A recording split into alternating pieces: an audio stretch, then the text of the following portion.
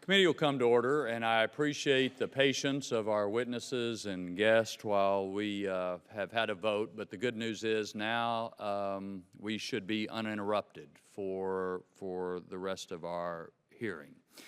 Committee meets today to get some outside expert perspectives on the strategy moving forward against ISIS in Iraq and Syria.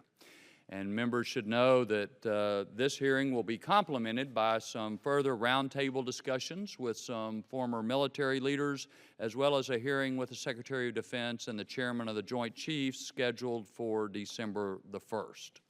Of course, all of these hearings were scheduled before the Paris attacks, but they only add urgency, I think, to the subject before us. I think all of us probably agree that this problem has festered and gotten worse over time, so that easy solutions do not exist. At the same time, throwing up our hands and saying it's too hard is not really an option. I think most of the American people believe that the President's statements that this is the JV team or that the threat is contained don't find those credible. And so I'm hopeful that with a series of hearings and roundtables, we can help shed a little light on a better path forward to deal with this situation and in all of its complexity. So let me yield to Mr. Smith for any comments he'll make before I turn to our witnesses. Thank you, Mr. Chairman. I have a longer statement, which I'll just submit for the record, but I think this hearing is perfectly appropriate to really think broadly about what is our strategy. And I think it's not just against ISIS, but all of the groups affiliated with that ideology. Al-Qaeda, Al-Shabaab, Boko Haram, Ansar al-Sharia in Libya. This is an ideology that we need to figure out how to defeat. For a long time it was Al-Qaeda, and gosh, 10 years ago, no such thing as Al-Qaeda in Iraq or ISIS. Now they are the great threat. And I agree with the chairman. I think this is a very significant threat, precisely because they have the same willingness that Osama bin Laden had to reach out and try to attack Western targets wherever they can find them. This is in our vital national security interests to figure out how best to contain this. But I think the lesson that has been learned is the ability of the United States to go militarily into a Muslim country and pacify it, if you will, and force it into a different direction. And I know Ambassador Crocker is very familiar with those struggles and those difficulties. The issue isn't, could we in the short term militarily defeat ISIS? Certainly, we could, with our Western allies, have a force that could, destroy them in the short term. But in the long term, do we create more of them? Do we then create a situation where we have even more of the Muslim world against us? How do we thread that needle? And I think that is the key, and what I want to hear most from our witnesses. How do we find allies in the Sunni Muslim world in particular, since these groups are Sunni, and how do we assist them in defeating groups like ISIS and Al-Qaeda and convincing their populations that these are groups not to be supported and not to be joined? How, in essence, does the Muslim world, do places like Iraq and Syria, offer a better alternative going forward? And a big part of this is this part of the world has a massive youth bulge, huge youth population, and almost no jobs, nothing for these people to do. That makes these sort of ideologies even more attractive. So a comprehensive solution is needed. I think we have two great witnesses here to offer us that perspective, and I look forward to their testimony. I thank the chairman for the hearing. With that, I yield back. I thank the gentleman. Let me again express our appreciation to both our witnesses for being here. John McLaughlin, as members know, was the deputy director and then the acting director of the CIA during the crucial beginning time of this fight against terrorists. Shortly after 9/11, he now teaches at Johns Hopkins School for Advanced International Studies. Ryan Crocker has been a Foreign Service officer for 30-something years, ambassador to a whole variety of countries, including Iraq and Syria, and is now the dean at the George Bush School down in College Station. So we are very grateful to both of you for being here. I think the ranking member is exactly right. We're looking for the broader strategic perspective on what we are facing. Without objection, your full written statements will be made part of the record, and I'll turn to you first, Mr. McLaughlin, for any comments you'd like to make. Chairman Thornberry and members of the committee, I appreciate the opportunity to share my views today. And I always enjoyed visiting this committee back when I worked at CIA for 30 years. And as a U.S. Army veteran with service in Vietnam, I understand the importance of the work you do. The United States confronts in Syria and Iraq the most complex set of national security problems I've ever seen. In a way unprecedented even for the Middle East, at least 6 region-wide conflicts converge in these 2 countries: Persian versus Arab, Sunni versus Shia, modernizers versus traditionalists, terrorists versus regimes, terrorists versus terrorists, and great powers versus great powers. You know, at the center of this is the most vicious and capable terrorist group I've ever seen. My last 4 years in government, as the chairman alluded, were focused on the battle against al-Qaeda in the post-9/11 period. The battle against ISIL will be harder because ISIL has at least 6 strengths that al-Qaeda never had. First, it has an ambitious strategy focused on establishing concentric circles of influence and operational activity well beyond its Syrian base. Second, it possesses territory extensive enough to credibly claim a caliphate. Third, it has money in the hundreds of millions of dollars that buys expertise, loyalty, weapons, training, and influence. Fourth, barely impeded access to the West by virtue of the 4,500 Western passport holders in its ranks. Fifth, a narrative far more powerful than al-Qaeda's, promising jobs, families, fellowship, and power to people to whom it appeals. Its recruiting emphasizes these things, not the brutality we see on television. Finally, unlike al-Qaeda, it has won grudging acquiescence in many areas it controls by providing rudimentary public services. So any effort to form a counter-ISIL strategy and settle the Syrian conflict has to begin with an appreciation of the realities we face. First, time matters. Timetables slip for offensive to reclaim Mosul or Ramadi or to train fighters. Meanwhile, 1,000 fighters a month join ISIL. Its roots grow deeper. Second, the interests of major powers have to be reconciled. A Syrian settlement is unlikely without some Russian, Iranian, and perhaps Saudi acquiescence or cooperation. Third, progress will be impossible without meeting the grievances of abused and alienated Sunni populations, 70% of Syria, about 20% of Iraq. Fourth, substantial territory must be reclaimed from ISIL to erode the image of invulnerability and its claim to a caliphate. And fifth, air power is important, but probably won't be enough. So in light of those realities, what are the elements of a successful strategy? First, be clear about priorities.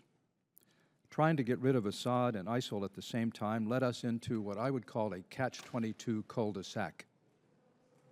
Hurting one invariably helps the other. Time to say destroying ISIL comes first, and we'll do the necessary to achieve that. Now, in making these recommendations, I want to be clear. I don't have access to the data and the capabilities of the Joint Staff. So many of the things I'm about to say here are aspirational. They would need careful planning, and I don't minimize the difficulty. But second, we can more robustly arm forces that have shown success against ISIL, such as the Kurds in Syria and Iraq. Third, increase the intensity of the air campaign and the number of U.S. special operators in theater, empowering them to go forward with trusted forces to advise and assist with targeting, something we did in the early days of the Afghan war. Fourth, Move finally to establish a safe zone in Syria for fighters and refugees, as General Petraeus has suggested, defended by coalition aircraft with U.S. advisors present and with a warning to Assad to stay out. Fifth, and most challenging, lead in the formation of a multinational force that could bring the air and ground components of our strategy into better balance. And finally, in the Vienna talks on the political solution for Syria, currently taking place among 19 nations, seek traction on what must be the single element of consensus among them, that none can see benefit in having another failed state, another Libya, if you will, in the heart of the Middle East. Finally, let me conclude, Mr. Chairman, by saying it's impossible to overestimate the importance of vigorous engagement with Baghdad for a government more inclusive of Sunnis and all Iraqi elements. Otherwise, Iraq can neither survive as a unitary state nor field an effective fighting force. Thank you, Mr. Chairman. Thank you, sir. Mr. Ambassador? Thank you, Mr. Chairman. Ranking Member Smith, members of the committee, it's a privilege to be before you today on issues of such great consequence. It has been a very grim 3 weeks. The downing of the Russian airliner, the bombings in Beirut, the horrific attacks in Paris make it clear to all of us the enormous threat that Islamic State poses. These attacks come against a backdrop of chaos and violence unprecedented in the modern history of the Middle East, which I date back to the end of World War I. 3 states have failed completely: Syria, Libya, and Yemen. I would argue that Iraq is very, very close. And with the failure of states, we have seen the rise of non-state actors, most prominently Islamic State, but also Al-Qaeda, Iranian-backed Shia militias in Iraq, and a host of others. The stability of the entire region is at risk, as are some core U.S. interests: the security of our friends in the region, including Israel, the flow of oil to our allies around the world, and our own security. As we saw so tragically in Paris and in Beirut, as my friend and former wingman Dave Petraeus said, what happens in the Middle East does not stay in the Middle East. The emergence of Islamic State and other non-state actors has its roots in an even larger problem: the pervasive failure of governance in the region. The history of the modern Middle East is a history of failed isms: colonialism, monarchism, Arab nationalism, Arab socialism, communism, authoritarianism. We can hope Islamic State's twisted form of Islamism is the next to fail, but hope is a poor policy. John McLaughlin said something very important. Islamic State gets this. They know it's not just about the bloody sword, it's about picking up the garbage. Wherever they move in, they attempt to establish services, a very brutal but predictable form of justice, and above all, to demonstrate that unlike the regimes that came before them in Syria and Iraq, they are not personally corrupt. If you want to look for an indicator on the longevity of ISIS or Islamic State, look to how they govern in the areas they control. I say this to situate recent developments in a larger context and to underscore how enormously complex these problems are. If there are any fixes at all, they will not be quick. There are things that we can and should do, I believe, short of applying, of deploying ground forces. I agree with John McLaughlin. We need to ramp up our air campaign significantly to actually degrade Islamic State. We need to go after their resources. We need to go after their money, as we did with Al-Qaeda in Iraq when I was there. The targeting of their oil infrastructure, I think, is an important step in this direction. I've argued for some time that we need to establish no-fly zones, covering safe zones, as John McLaughlin and Dave Petraeus have both said. This is important as a humanitarian step to stop the wholesale slaughter by the Assad regime of Syria's own citizens. It's also important politically at two levels. First, it will weaken the Assad regime. It will not bring it down, but it will weaken it, and it might cause Assad and his backers, Syria and Russia, Iran and Russia, to recalculate and perhaps move them toward a negotiating posture that would actually make the only solution that is possible come into focus, which is a political settlement. The second point for behind a no-fly zone is it would be a signal to the region, particularly to Syria's Sunnis, that all the bombs are not falling on Sunni heads, even if they are ISIS. So this is going to have to be a very carefully calculated process. We have got to fight a Sunni group that is fighting us. We also have to signal that we understand and are taking steps to protect a Sunni population from a regime that is killing so many of them. Implicit in this is my belief that Russia and the Iranians are absolutely not our allies.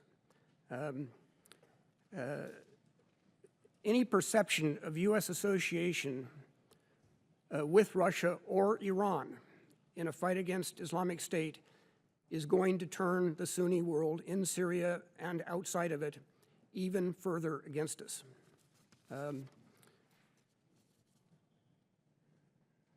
As John McLaughlin says, there is a broader conflict here, hot, and some of it a Cold War. Iran and Saudi Arabia are the two principal protagonists. The Persians, the Shia, the Arabs, and the Sunnis. Russia and Iran are squarely on one side of that divide. We have to be careful we are not perceived as joining them there. I have argued for a substantial increase in Syrian refugee admissions after thorough vetting. This blunts the Islamic State narrative that we are the enemies of Arabs and Muslims, and it increases our leverage with others who can do more, either on resettlement or financially. And it is a way, Congressman Smith, that I believe we can start to pull Arab and Muslim states more toward us, to have that serious conversation we so badly need to have about what the future of the area is as we look ahead. A couple of other points.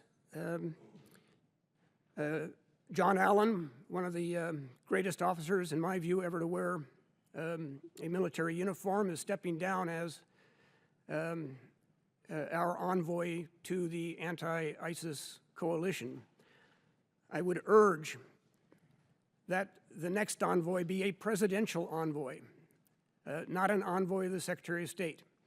If we want to say that we're serious about this, the weight of the White House needs to be behind our point person in this struggle.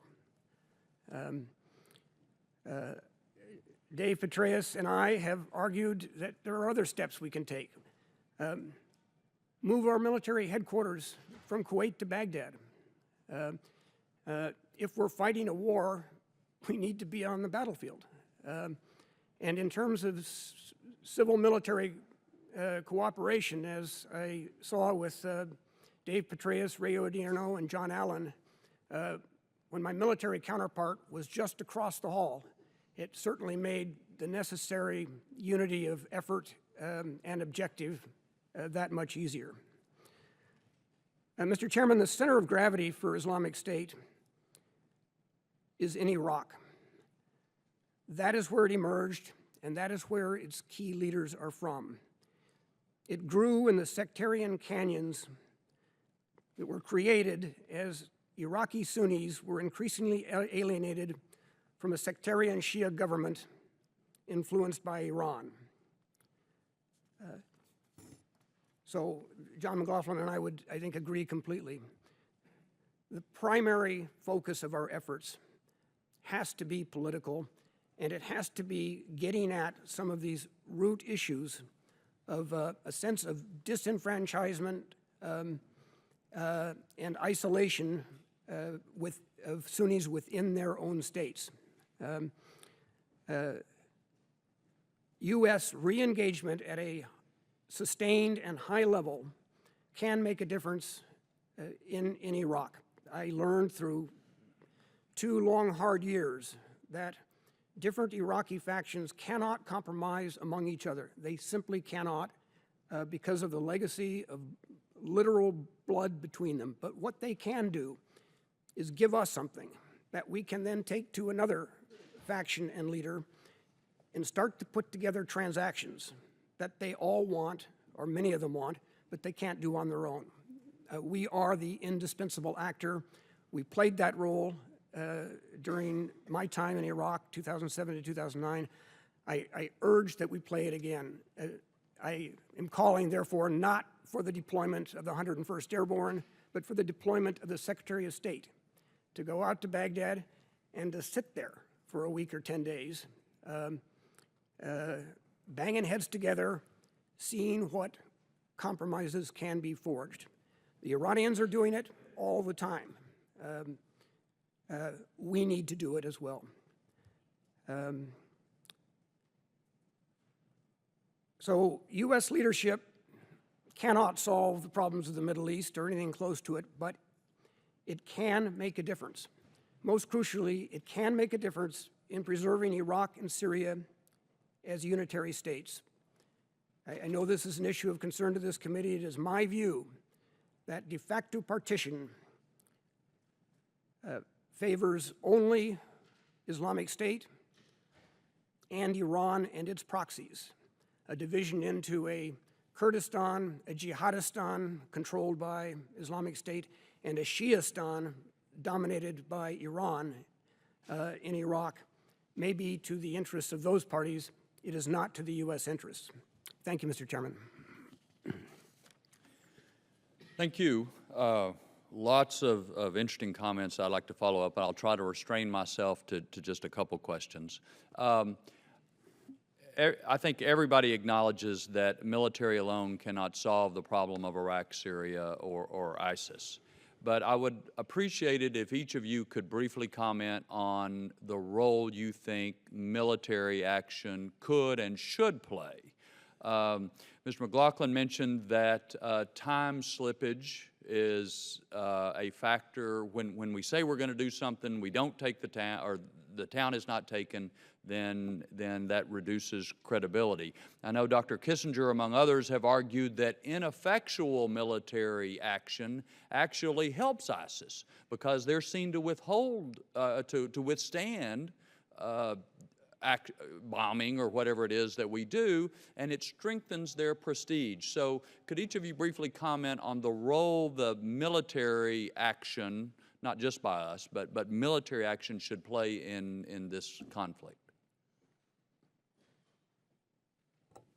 Well, again, Mr. Chairman, with the caveat that I'm not sitting in the Joint Chiefs and therefore don't have access to, basically what I'm trying to say is, at the end of the day, any military action you plan is difficult, complicated, and has to be carefully thought through. With that caveat, so I don't want to seem breezy about this. With that caveat, I guess my thought is you cannot settle these problems militarily, but you cannot settle them without a significant military component, and in my judgment. And we're now at the point of weighing what should that component be. It may be that air power can do a lot of the job if it's precise, if it's effective, but it seems to me that the military piece of this is somewhat out of balance between air and ground. So I can't, without a lot of time and data, make an estimate of what numbers we're talking about here or what the composition of a force should be. But even if, for example, you were to take through air power to destroy ISIL in one of these towns, let's say Mosul or Ramadi or Fallujah, someone still has to go into that town and on the ground and see what's there and take it over and organize it. And that could be Iraqis, but probably they can't do it themselves. So, and in addition to that, you know, I just respect the judgment of a lot of military people who say, and it accords with my own instincts here, that at some point you've got to meet these people on the ground with a larger force than we are currently meeting them.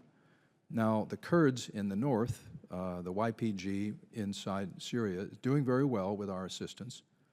The Iraqi Kurds, of course, have retaken Sinjar with our assistance. Those are good signs. I don't think they're enough, and I don't think that the pace of this campaign is such that time will permit us to go with a slow strangulation policy if there's a prospect of more attacks like we've seen in Paris, Turkey, Lebanon, and elsewhere, and particularly if they're intending to come here. One final comment on this. Maybe at the center of the military component here is the effectiveness of Iraq's forces. I mean, the ambassador says, and I agree, that in many ways Iraq is the center of gravity here, even though ISIL's headquarters are in Syria. But the Iraqi forces have to take back these towns, perhaps with our assistance.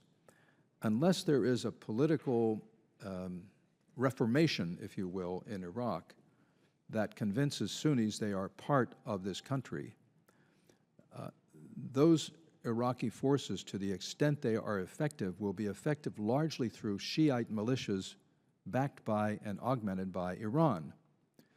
So that's not a good outcome.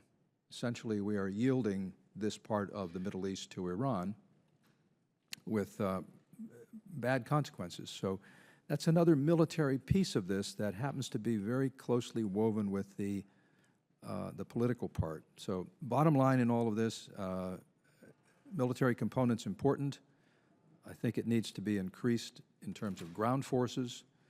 The intensity of the air campaign needs to be looked at, and the Iraqi piece of this needs to take priority starting at the political level.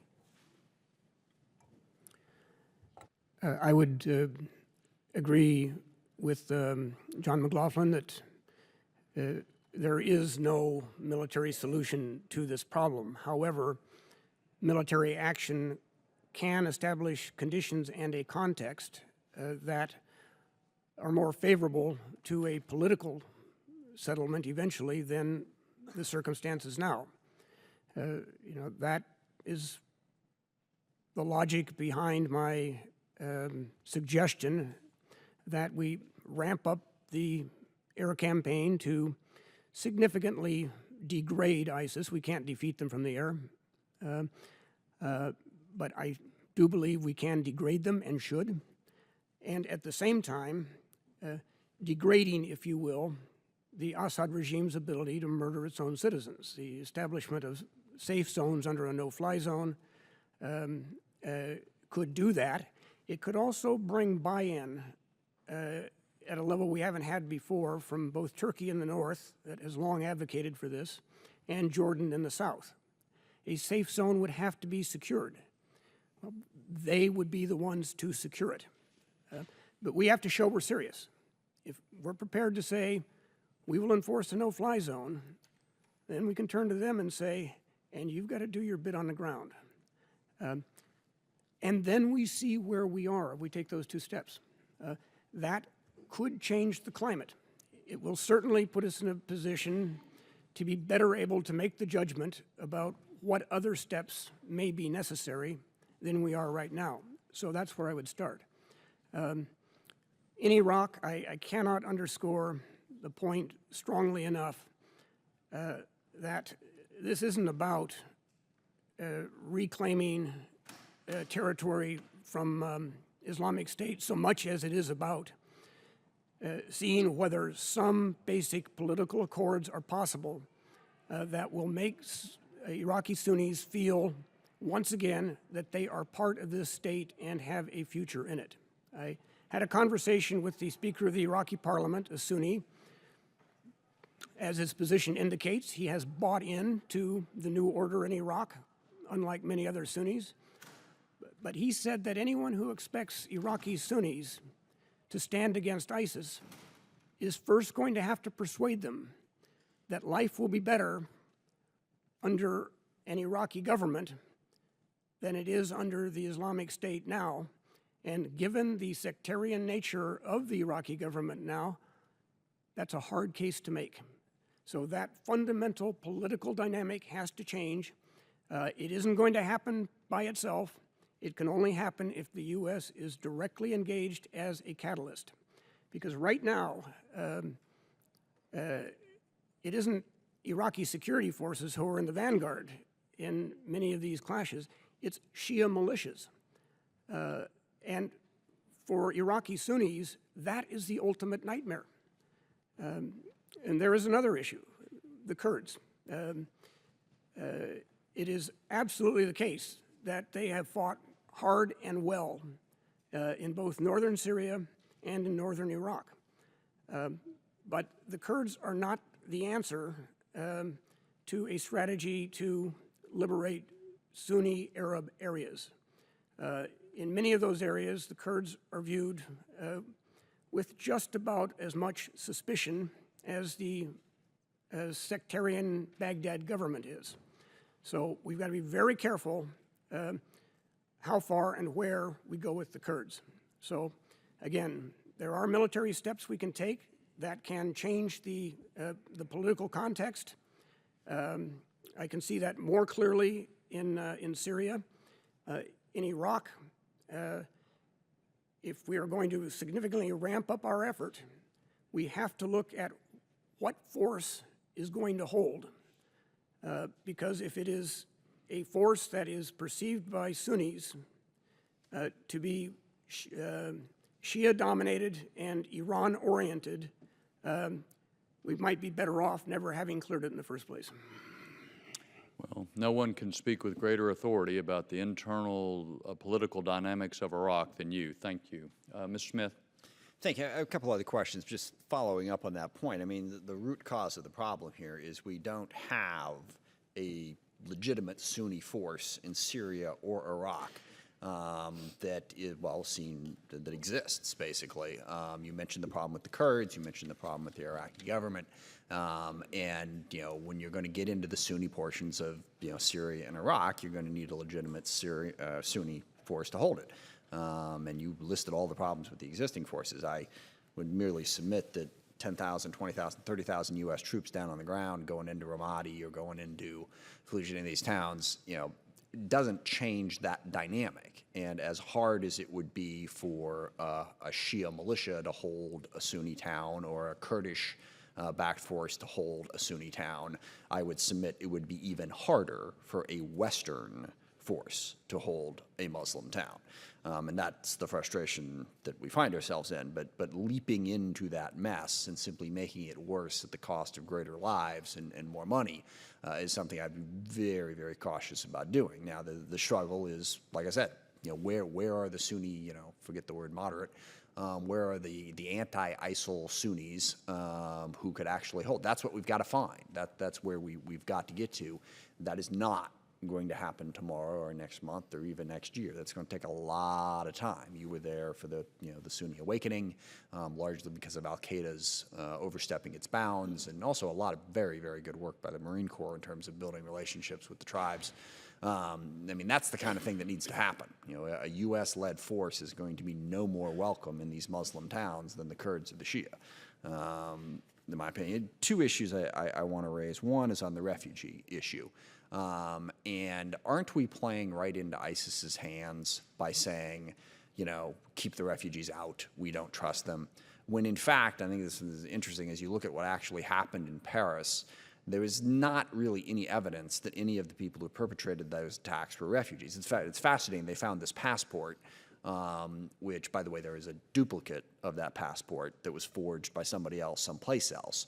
So it appears not even to be a legitimate passport. And also, find it interesting that, a suicide bomber would think to take his passport with him on the mission. It seems like a rather odd choice. And it seems likely that ISIS, which has been trying to drum up, opposition to these refugees, could easily have planted it, and certainly it is to their benefit if we are seen as hostile to refugees. I know you've written about this, Ambassador Crocker. I have one other line of questioning, so if you just sort of quickly hit on that and how it affects this overall fight if we appear unwilling to accept Syrian refugees. Thank you, thank you, Congressman. Yeah, as I have stated on a number of occasions going back some time, I think it is important for the United States to be able to demonstrate to Sunni Muslims that this is not a confrontation between the West, led by us, and Sunni Islam. It is a confrontation between all of the civilized world, including the vast majority of Sunni Arabs, and a hateful terrorist group that has terrorized and killed far more Sunni Arabs than it has any other group. I think it's important to stake that out, to kind of defeat the persistent Islamic State narrative that this is the West, the Crusaders, against the true faith.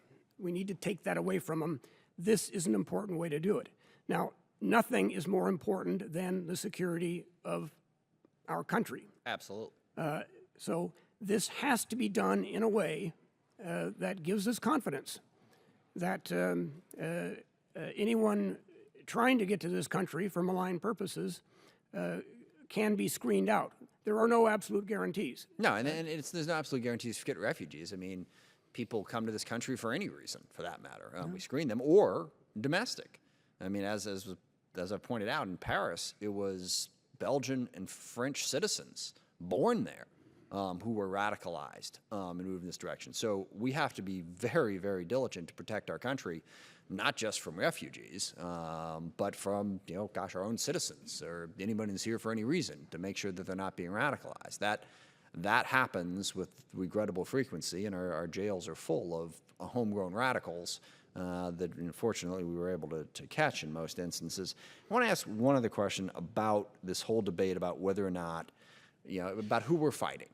And this came up during the Bush administration, actually, that there was a reluctance to use any Islamic, anything that sort of gave our enemy the title of being affiliated with the Muslim religion, because we do not, as you very articulately stated, want ISIS to be able to claim that they are defending the Muslim world against Western aggression. And that is the reason why both the Bush administration and the Obama administration have gone to great lengths to not give ISIS that Islamic, to not say that they're Islamic terrorists or Islamic radicals or whatever, that they're violent extremists. However, I think that looking at the broader issue, aside from just ISIS or al-Qaeda, the idea of whether or not we're at war with radical Islam, there are a lot of Salafists and Wahhabis and others who right now don't support violence against the West or violence against anybody, but I still think their ideology is a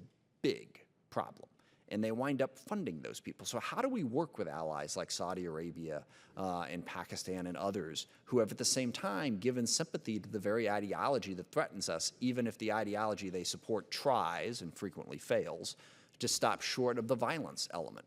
How should we handle the issue of who we're fighting and whether or not we bring religion into it?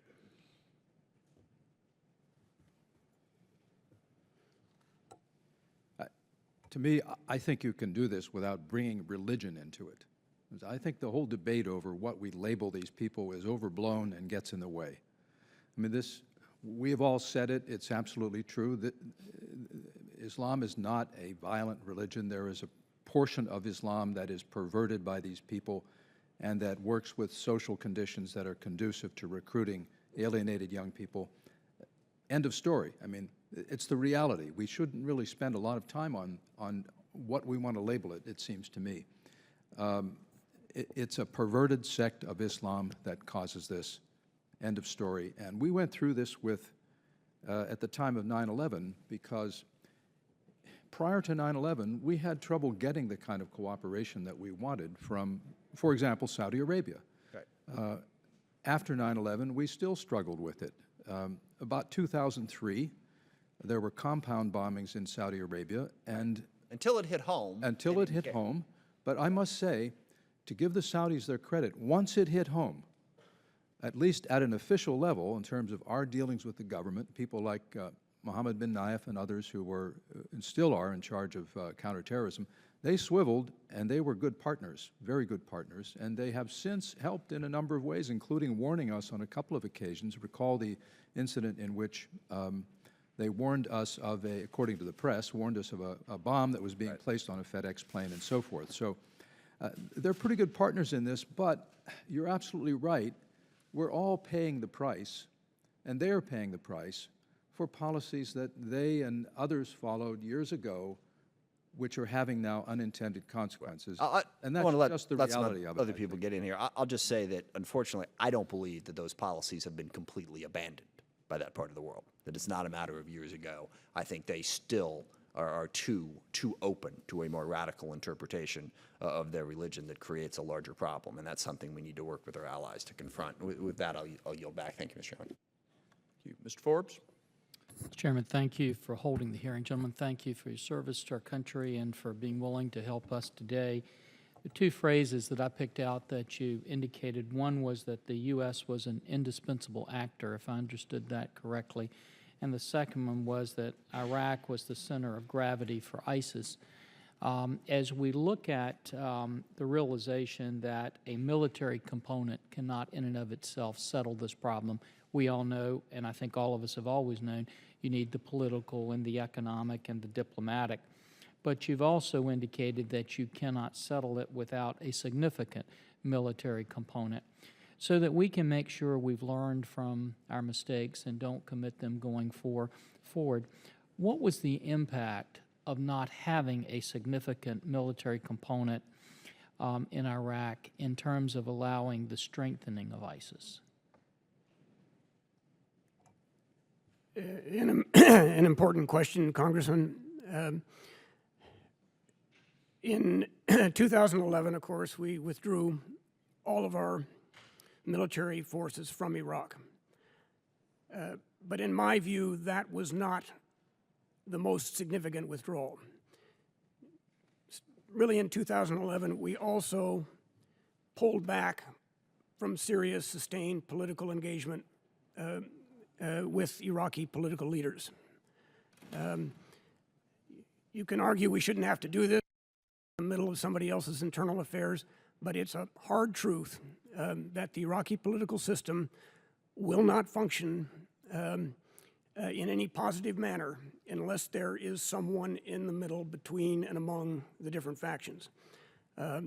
So it wasn't the withdrawal of U.S. combat power that I think set us on such a grim road from 2011 until today, so much as it was a withdrawal of U.S. political engagement. And that is why I have urged for some time, and I'm sure Secretary Kerry wonders what he ever did to me, but I would like to see him out there backed up by the President with a series of phone calls, not just to the Prime Minister, but to political leaders of every faction to try to get them to the point where they can pass, for example, National Guard legislation, which has been stalled in Parliament now for months. That would permit provinces to raise their own National Guards, which would be paid and equipped by the central government, but much like our own National Guard system, would be under the authority of a provincial governor. That's how you get your hold force for places like Mosul and Ramadi. But it can only happen if the politics work. The politics manifestly will not work. Would it be unfair to say that it would be difficult to make the politics work, even had we had that kind of engagement, if we didn't have at least a significant military component to buttress that politics? It's very hard to know, sir. Yes, I argued for and would like to have seen a long-term military presence, precisely for the reasons I think you're suggesting. Not so much for the combat power they would bring, but as an indication that we're serious about what goes on in Iraq. We've got our men and women in this game in harm's way. You better pay attention. Can you give us a snapshot of what 2011 looked like with ISIS then compared to today? I'd have to go back 2 years further to 2009 because that was when I left Iraq. Through a sustained civil military multi-agency effort, we had beaten back al-Qaeda pretty soundly. But even with the surge, we couldn't quite eliminate them. There were little pockets in Mosul, up the river valley to the Syrian border, that we could never quite get at, or if we did get it, they'd recreate. And this was because, in spite of the progress that was made, lingering sectarian divisions in the country. Well, those divisions widened into canyons after 2011. And that's what we're dealing with today. Thank you. Thank you, Mr. Chairman. Thank you. Ms. Davis. Thank you, Mr. Chairman, and thank you both for being here. Good to see you, Mr. Ambassador. I wanted to follow up briefly with the discussion that you had earlier, because we know that the issue of refugees is also morphed into how we fight ISIS right now. And so I wanted to, just speaking to the narrative of if we were to move in a fairly strong push to push back refugees, whether it's seen as incremental by us perhaps, but not necessarily interpreted that way elsewhere, how do you see that assisting ISIS, actually, if we were to do that? It reinforces their narrative that the Islamic State is the only force that will defend the faith and defend the believers in the faith. That the West are the successors of the Crusaders. They are fundamentally the enemies of all right-thinking Muslims. So it's in that sense that I think it can feed that narrative. It was very interesting when Angela Merkel, when was this? I think in September, when she took a public position basically saying Syrian refugees are welcome in Germany. Well, my colleagues tell me that ISIS kind of got really spun up over that. And on their social media were saying it's all a plot. They don't mean it. They're just trying to lure you in so they can destroy you later once you have surrendered yourself to this Crusader government. Suggests that they saw that as a threat. So that would be my thought on this. Am I laying this out there as if we do, they will? No, I can't say that for certain. I think it is, though, an issue we should take into account as we consider this very serious problem. And Mr. Ambassador, you actually identified a fairly large number of refugees to make the point that, in fact, we're not turning our back on those who are fleeing ISIS. Where did you come up with that number? Why would that be something to propose? It's just that. It's a number. I sit on the board of Mercy Corps International. Mercy Corps, along with its companion organizations, developed that number with no more science than I did, basically. A number big enough to say we're serious. 100,000 would still be symbolic, given the magnitude of these flows. I mean, there are 1 million Syrian refugees in Lebanon right now, or over, a country of 4 million people. So even if we went up to 100,000, in the face of the biggest refugee crisis since World War II, it's a gesture, but an important one, and it would establish us as being able to lead an international response to a global problem, which we're not doing now. We need to do it. This is not a European crisis. It's not a Middle Eastern crisis. It's a global crisis, and it's our crisis. We need to be in this fight as well as other ones, in my view. Thank you. Mr. McLaughlin, do you concur generally with that point of view? I do concur. I think the other message it sends that ISIS would not like is you're welcome here. ISIS would like you to think that you're welcome only in their caliphate. Mm-hmm. Yeah, thank you.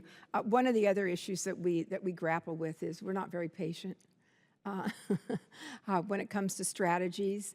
And one of the things you also point out is overreacting, and how really counter that is to what we're actually trying to achieve. And so I wonder if you could just speak to that very briefly. You mentioned several elements of that, a no-fly zone that could reshape the context more favorably, not necessarily from the air, but in other contexts. What do you think is the single most important thing that we can do that doesn't, that sort of helps people to understand that it's a patient move, but it's also one that makes a difference?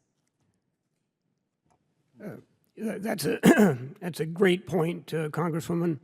In my long experience in the Middle East, I came to understand painfully that our allies from Pakistan to North Africa have come to fear our impatience.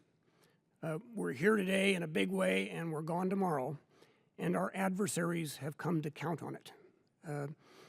So it's a great way to frame it.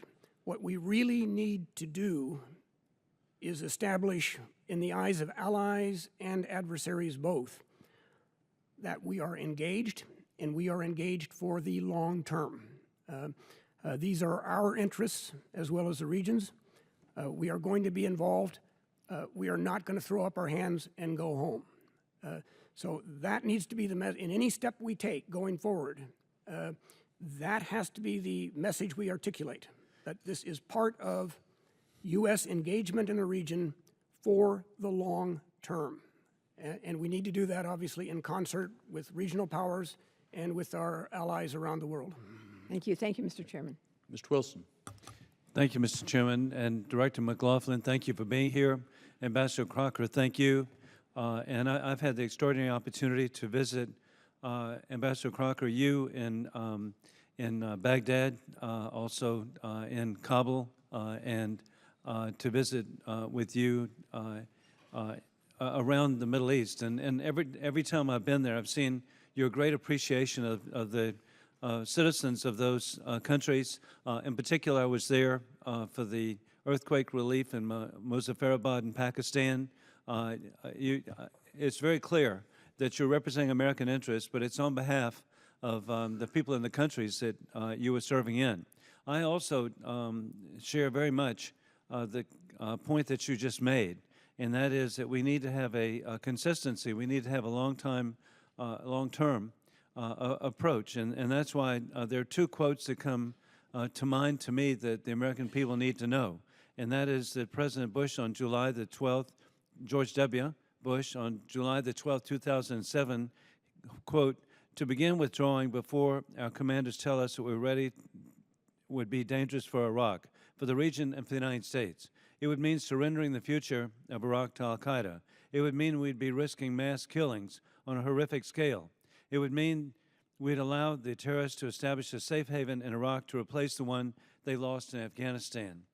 End of quote. And then President Barack Obama, on December the 14th, 2011, he claimed and announced, quote, "Everything that American troops have done in Iraq, all of the fighting and all the dying, the bleeding and the building and the training and the partnering, all of it has led to this moment of success. We're leaving behind a sovereign, stable, and self-reliant Iraq," end of quote. It bothers me that there's simply not, that proves your point of lack of consistency. In line with that, what do you see the political difficulties of Prime Minister in Iraq, of Prime Minister Abadi, what he's facing, and what role does the former Prime Minister Maliki play in progress or lack of progress in the country? Thank you, Congressman. Yes, we recall that we first met a decade ago in Islamabad and then later in Kabul and in Baghdad. You go to only the best places. It's a, Well, hey, well, you're the great public servant. Thank you. I believe that Prime Minister Abadi, who came to office at the height of the Islamic State storm into Iraq, understands what needs to be done and wants to do it, wants to take the steps that will bring the Sunni community into Iraqi society and the Iraqi state. But he is in a dangerously weak position. The rise of the extremist Shia militias, and these are, if anything, as evil as Islamic State. They are commanded in 2 cases by individuals who kidnapped and murdered U.S. service members in Iraq. They just didn't do a video of it. They are now in command positions. Does Prime Minister Abadi like it? Absolutely not. Can he do anything about it? No, he really can't. Again, which is why I think our engagement is so important. The Iranians are running the show right now for all major purposes in Iraq. They do not have a stable unitary Iraq as their goal. They have the opposite. They would like to see its permanent division because that would give them the ultimate victory in the Iran-Iraq war that eluded them in 1988. ISIS is not the strategic threat to Iran in Iranian eyes. It's Iraq, because Iraq almost overran them in 1980, and a vicious ground war took up the next 8 years. So they want a divided Iraq. That's in their interest. It isn't in ours. Prime Minister Abadi is not in a position to push back against them. Our sustained engagement might make a difference. Thank you very much, and my time is up. But Director McLaughlin, you had indicated too about including the Sunnis in the regime. Thank you very much. Thank you, Ms. Songas. Thank you, Mr. Chairman. I appreciate very much the thoughtful testimony you're both giving today, and I think over and over again you reinforce the complexity of the challenge that we face. But we all know that bottom line, we do have a fundamental obligation in this very complex environment to best protect our country and be sure that we keep this country and our people safe. And given the dynamics of the Middle East, it does raise a lot of questions. I appreciate Ambassador Crocker, that you have a lot of confidence in our Secretary Kerry, that in your testimony you have suggested that he should become more engaged in Baghdad, that we as a country through him have an important role to play in bridging some of the divides between the different elements of the fight. But much of his attention is now turned to Russia. And I'm curious as to your thoughts, both of your thoughts really, as to whether or not Russia is changing its calculations at all, given the downing of their jet and their seeming openness, at least through Mr. Lavrov, to engage in some way with Secretary Kerry? What you see as the possibilities there? You've suggested, I think, Ambassador Crocker, we have to be very wary that what they seek is something quite different, but I would be curious as to your thoughts. Is there a diplomatic option here, at least in the context of Syria, that at least might slow the outflow of and the humanitarian crisis that we're witnessing? Well, one thing I learned about Russia over my career is the Russians will follow their own interests. So we always have to ask, what are their interests in all of this? They approach this rather rationally and unemotionally. And in this case, I think Putin got involved in the Middle East for a number of very hard-headed reasons. One, he wanted to show the world that Russia is still a great power. Two, he has accomplished one of his goals, I think, which is to distract us somewhat from Ukraine. It'll be very hard now to really muster a consensus on Ukraine in the aftermath of what we're seeing. Number three, here's an interesting point. He actually has, in some ways, as big a problem with ISIL as we do, maybe bigger. The head of the Russian security service, their internal service, FSB, said that there are about 2,400 Russians fighting with ISIS. Most of them probably come from the part of Russia called the Caucasus, places like Chechnya, Kabardino-Balkaria, and so forth. And we saw a couple of people socialized in that environment show up at the Boston bombing, if you'll recall. So he has to worry that people fighting for ISIS in Syria will go back to a part of Russia where he, in his early days, fought a war to keep Chechnya within the Russian Federation. So that's another interest he has. Now, whether this inclines him to be our partner in all of this is hard to gauge, but I think, here's the way I would think about it. Maybe Ambassador Crocker and I may differ a little on this. I think that we may have to work with him, if he's willing, in a limited sense, limited time-wise and issue-wise, in much the way that, because this is the Middle East, nothing works like this. It's always like this.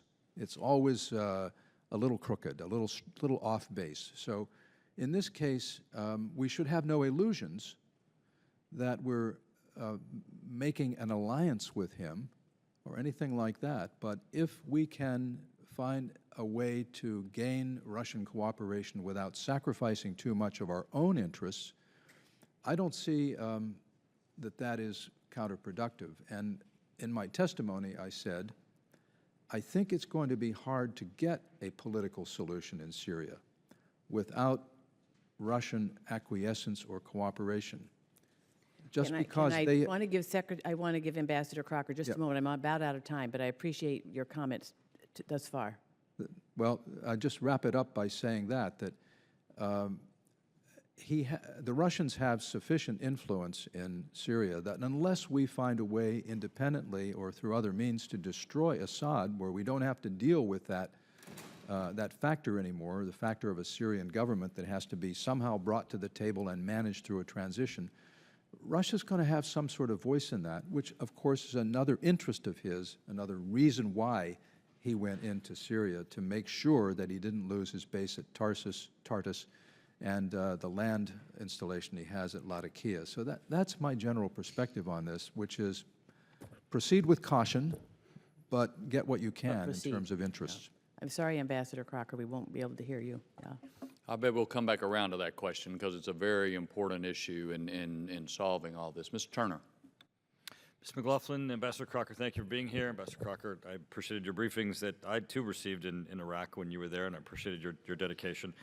Your written statement is incredibly helpful. I mean, there are three things that I think are points that need to be emphasized, and one is that when you left Iraq in 2009, that you could never have imagined how it looks today, even in your worst nightmares. Two, you state further on in that paragraph, this is on page 2, withdrawal of our forces and a virtual end to sustained political engagement in Iraq after 2010 did not end the war. It simply left the field to our enemies. And then you end that paragraph with, this is an unacceptable threat to the United States national security. I think that's why everyone is so concerned, is because of the clarity of that this is, in fact, an unacceptable threat to our national security. Now, there are three things that we could debate that I think would be meaningless debates, and one of which is whether or not we use the word Islamic extremists or Islamic terrorists. I think ISIS and ISIL resolves that for us. The I in ISIS and ISIL is Islamic.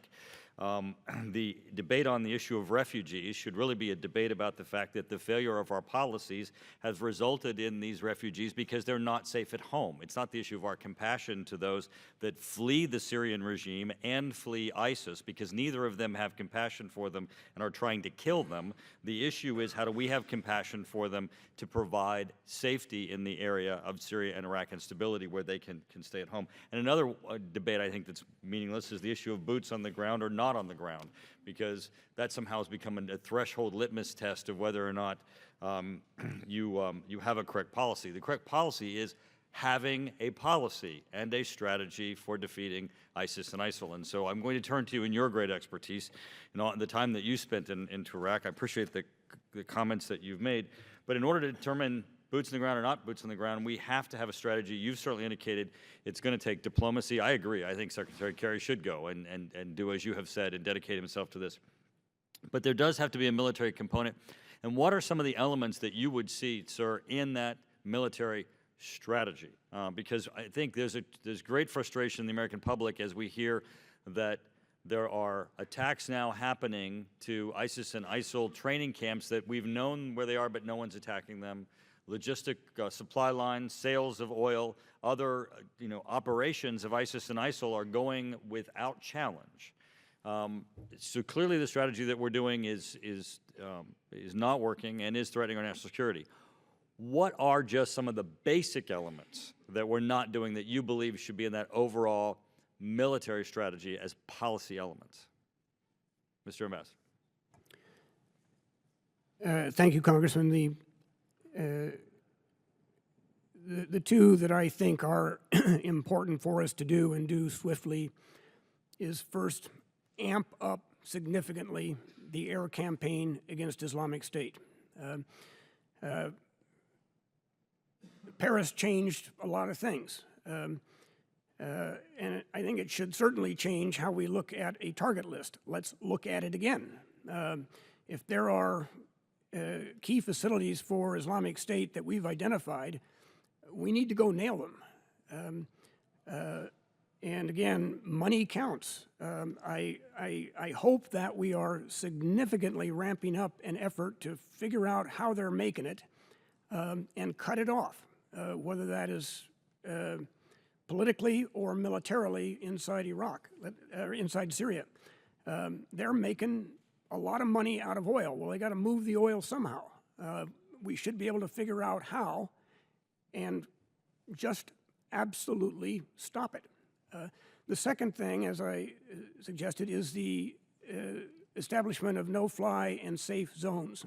And I don't mean to be glib about this. I mean, there is risk associated with that. There is cost associated with it. I'm in the enviable position for the first time before this committee where I'm not responsible for anything. But you are. So these are thoughts. But I think that the establishment of no-fly and safe zones could bring in our Arab and our Jordanian and Turkish partners in a way they're not engaged now, including with the possibility of a ground component. It could set the Russians back, getting at the Congresswoman's questions. It would be fundamentally a military step, but it would have political significance. Both of these together could then change the political environment we're looking at now that might make a political approach that is hard to imagine imaginable. Thank you. Mr. Waltz. Thank you, Mr. Chairman, and thank you both again. It's incredibly helpful. I find the need to do this. If we're quoting quotes about what happened to set our policy going forward, I just want to remind people of two. March 16, 2002, from Vice President Cheney. things have gotten so bad in Iraq from the standpoint of the Iraqi people, we'll be greeted as liberators. I think it will go relatively quickly, weeks rather than months, he predicted. Significant elements of the Republican Guard will step aside. Later, June 20th, 2005, the insurgency in Iraq is in the last throes. This will be over during the Bush presidency. Certainly mistakes have been made. Certainly things have been quoted. If we're using these things, we better learn from what was said as we're going forward. And I appreciate both of you for your thoughtfulness on that. You have always been there. You're giving us great testimony today with that. I think as members of Congress, it's important for us to keep that in mind. Ambassador Crocker, my question to you is, are we synchronizing with State Department in all of these elements as we deal with, look at Syria, look at Iraq as you're talking about? Because I keep hearing here, and you hear it in this disjointed silo talk of military action and everything else. In your experience, do you see a synchronized plan, if you will? I certainly think this would be the time to develop one. One thing that Dave Petraeus and I did, we started working on this before either of us ever got to Iraq, was to establish a joint civil-military team to begin framing a joint campaign plan. We developed it. It was blessed by the White House, and it was the plan for the whole of government, all the civilian agencies, DOD, and the military. It was, again, our joint campaign plan. And I think the circumstances now, even less favorable and more complex, badly call out for that kind of broad strategy and a unified strategy. In our system, the only way you get there is for the White House, the president, to say, this is what we're going to have, go out and do it. And I certainly think this is the moment to do that. Well, I agree, and I think in candor that is a fair criticism, because I'm trying to understand, one, as you said, what the strategy is and how that nests in the broader strategy of national security from the 50,000-foot view, if you will. If I could add a point to what the ambassador said, with which I completely agree. When we talk about military component here, and in my testimony I do, as the ambassador does, recommend some amping up of a number of things, and I'd underline, I think that maybe the safe zone would be, to answer another question that came here, maybe the most dramatic and consequential thing that could be done, because it would be visible, it would be different, it would require leadership, it would require risk, it would require coalition activity, and it would grab the attention of the region, and it would send a good message to Sunnis. That said, when we talk about military action, going to your point, Congressman, I think we always have to remember to ask the question, what comes next? Mm-hmm. So you've got to go through phase 1, phase 2, phase 3, and the important phase 4. What happens when we do amp up our military and we go in and we, through one means or another, hard to calibrate here, manage to get Mosul back, or Ramadi, or Fallujah, and break down Raqqa. What's our plan then? Who goes in? What is the governance structure that we contemplate? Who's in charge of it? What's our role in bringing it about? So I just urge everyone, even though the two of us seem to favor a greater military component, that we all need to step back and say, and then what? Would it be both your hopes that as members of Congress we should all be able to articulate that fairly clearly, what that would be? Does it trouble you that you do not hear that, or you see, again, in the midst of all this, and it's certainly rightful to be concerned, but as the refugee crisis dominates the discussion as opposed to the root cause of the refugee crisis? Well, we're in the early days of recalibrating our thinking about this, I believe, as a result of Paris. And as I said to the chairman just before we began, this feels a lot like post 9/11 to me, in terms of the barrage of conflicting reports we're getting from the media, and in terms of the emotions we have about it and the frustration we feel. So even though we feel a greater sense of urgency, and should, I'm the one who said time matters, we need to do it with all due deliberation. Well, I appreciate that, and I think it goes to my point I started with. We need to make sure we don't go blindly, because we do have the advantage of past both successes and failures. Thank you. I yield back. Ms. Walorski. Thank you, Mr. Chairman. Thank you, gentlemen, for being here. I appreciate it. I appreciate your expertise. I just kind of want to follow up on the last couple of questions on the issue of taking your expertise and being able to look at this kind of from all the expertise you have and looking at it from the outside and say, you know, here's what really needs to be happening. But in real time, in this culture, in this country, and what is happening, and what's happening right here today in other committees that are meeting, talking about what do we do with refugees, talking about the difference between what we're all saying and what we should be saying, and some of the benefits about what you're talking about with refugees and how we look then at all these things being projected back. What is the role of the president? Because he's saying things too. So he's saying, you know, earlier on, these are JV folks. He's saying we've contained these people as early as the morning of the attack on Paris. What kind of role does that play? How does that play back to ISIL when there is a disconnect to the American people? They're watching it every night. We're watching it with them. But the president's here. We're here. Governors are saying no. Federal law, the president says, overrides anything. And you have Americans all over the place, and they're hearing a mixed message from all of us. What does that say? What kind of signal does that send? Okay, that's a great point, and it weaves in some of the other questions and things we've been talking about. We are, of course, a presidential system. Correct. Policies are set at one end of Pennsylvania Avenue, and they're resourced at this end. Our post 9/11 moment, if you will, that you described, is actually this time around maybe a pre 9/11 moment, where we now have the opportunity, as we look at what happened in Paris, and look at what could happen here, to say it's a new day. We are going to move together in developing and implementing a coordinated policy that is truly whole of government and that involves consultations, meaningful consultations with Congress. And we're going to do it quickly. Now, that has to be a presidential initiative. Correct. And let me just throw one wrinkle on this, because when we're talking about real time, real issues, real problems that we deal with right now, I just talked to some of my folks that just deployed. They were there for 6 months in Iraq, came back, and I was just with them last week.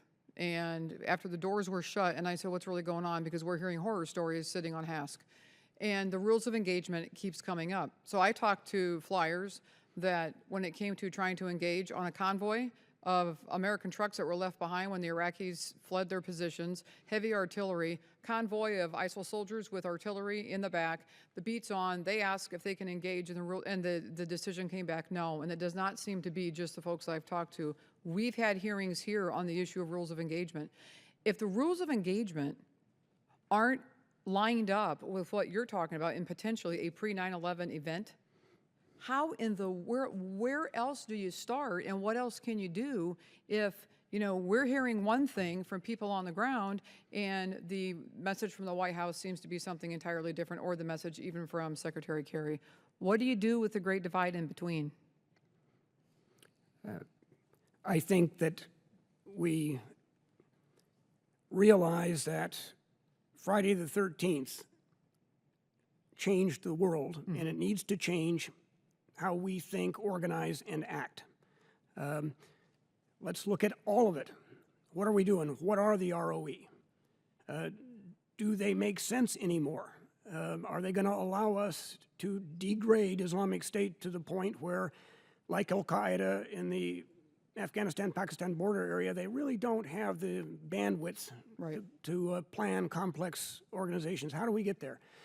This needs to happen. It needs to happen on a whole of government basis, and it needs to happen now. I appreciate it. And Mr. Chairman, I yield back. Thank you. Thank you. Mr. Rourke. Thank you, Mr. Chairman. Ambassador Crocker, I want to ask two big questions, and I'm going to try to give you 4 minutes to answer. And you can even point me in the right direction if there's not enough time. But to follow up on something the ranking member said, you made a really compelling case about how we need to reverse gains that Iran has made in Iraq and roll back their hegemony there, and we can't act on that quickly enough. But within the context of the Iran-Saudi Arabia Cold War, as it was described earlier, it's hard to see how Saudi Arabia is a much better friend than Iran. Their successful exploitation of Salafism, Wahhabism, the funding that continues to this day, the mess that they've helped to create in Iraq and Syria, the fact that they may have a comparable number of beheadings in Saudi Arabia, comparable to ISIS, and the fact that they aren't really accepting refugees. How do we use our influence with Saudi Arabia? What leverage do we have to get them to be a better actor?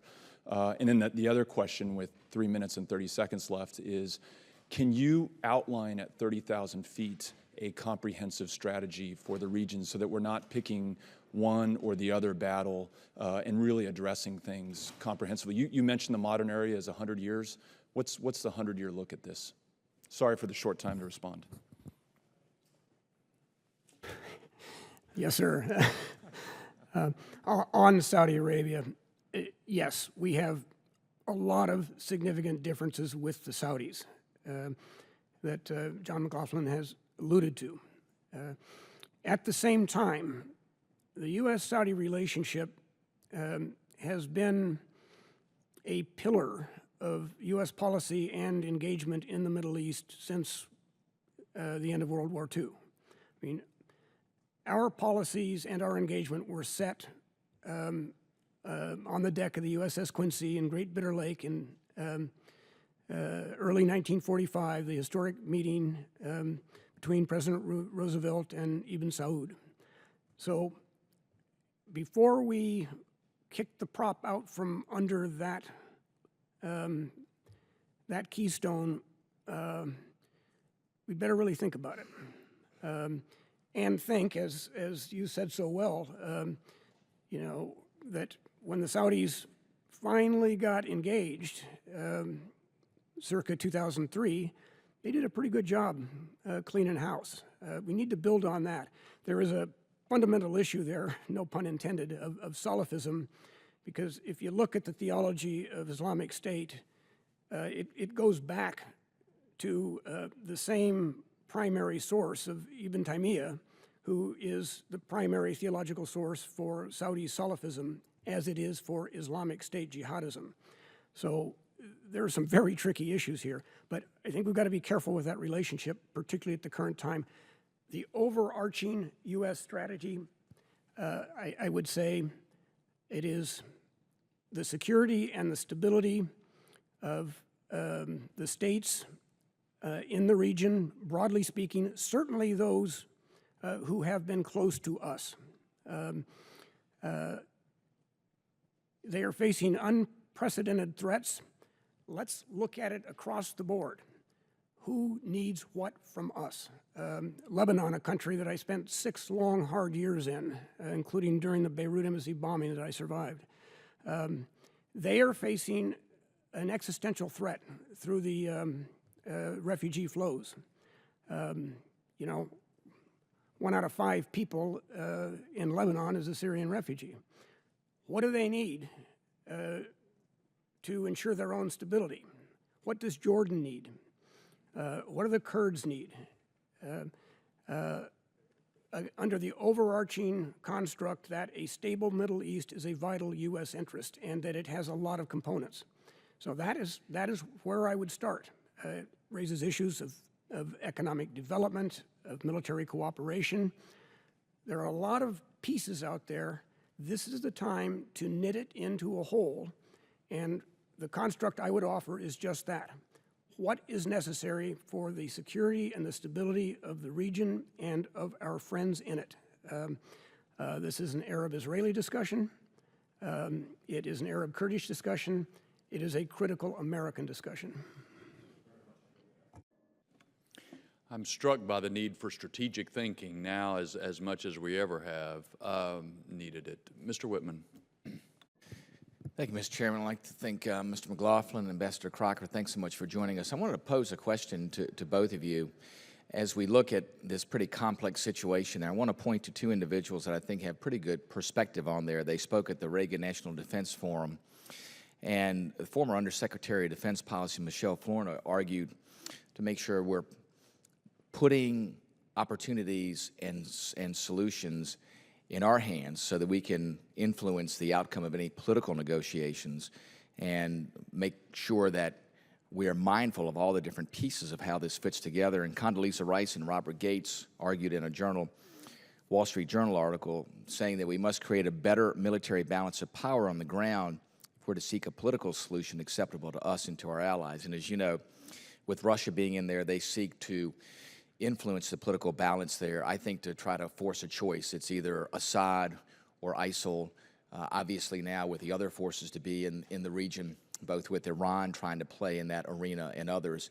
Give us your perspective on how that balance ultimately plays out. What can we do to best predominate in the outcome of what will happen? And we will make an assumption that we do indeed defeat and destroy ISIS, and that we are left now with what happens in that power vacuum. Give us your perspective on what we should do to make sure the outcomes are different than what's happened in Iraq. I think we need to be seen and to be the leader. There's a struggle for leadership going on here, and I think we are 2 or 3 beats behind. Just over the last numbers of years, it's just worked that way. And there was a time when the U.S. was the power broker and honest broker in the Middle East. A lot of what Ambassador Crocker is talking about in Baghdad amounts to what I would call the honest broker role. Yes. The one that everyone can come to in a region that is very, very divided. We have succeeded in the past when we have forcefully seized that role. So that's the first thing we need to do. The second thing we need to do, we've talked about the military component. I think, we agree we need to do more, and we need to be seen as the ones organizing that more. Exactly. And bringing others along with a concept of what we're going to do and where it's going to end, how it's going to, what's the exit, and not exit. Exit's a bad word. Where it's going to, what it's going to evolve into, because I don't think exit is what we want to do in the Middle East. Yeah. Finally, and I'm going to stop and let Ambassador Crocker have the time here. Finally, I think on Assad and the choice that Russia is trying to set up, I think clearly they were trying to set that up, and perhaps they still are, although their calculations are changing a bit now that they've had a plane taken down. That's not going over well in Russia. Yeah. And I think, I cannot prove this to you, but I think Putin went in there with the understanding at some level that Assad cannot rule this country again, the Syria we have known. He might have been able to help Assad shrink it down to a small patch that he owns. But I think in the councils being discussed in Russia, people must sit around and say, our goal is not to preserve this person. Yes. Our goal is to make sure that when this system changes, we're calling a lot of the shots on who's in. And so I think he's not wedded to this individual. Now, we got to find a way to get into that wedge and call the shots. Very good. Ambassador Crocker? I think that is important. I believe that military actions along the lines I outlined, airstrikes to weaken Islamic State, no-fly and safe zones to weaken Assad, and kind of shift the dynamics, which now favor Iran, Russia, and Assad. We need to use military action to shift those parameters. Yes, the Russians are going to have to be part of any agreement.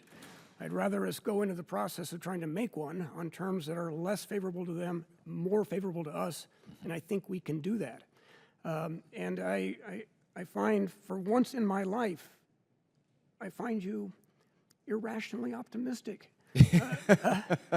I never thought I'd say that about this great American hero, but I would like to believe this about Russia, that they're in the wake of the airliner, that they're changing their position.